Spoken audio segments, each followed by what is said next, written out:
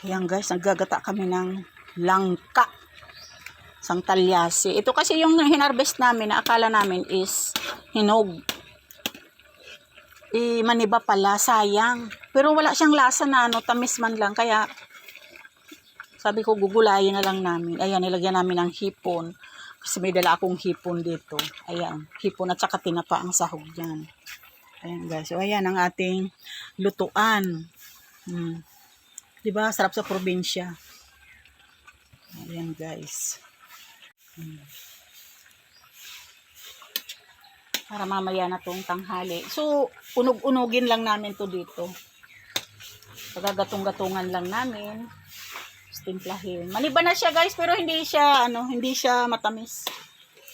Wala siyang lasang tamis, kaya sabi ko, gugulayin namin. Ayan.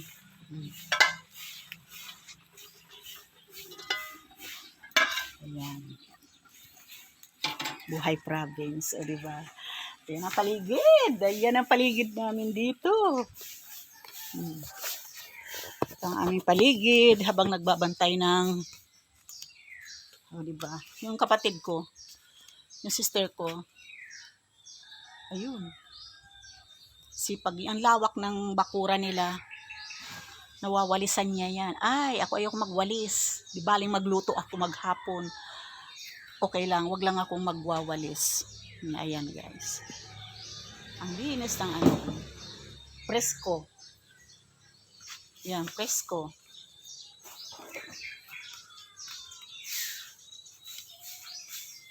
Dito kami nakatambay. Kaya yung kapatid ko, so exercise na siya.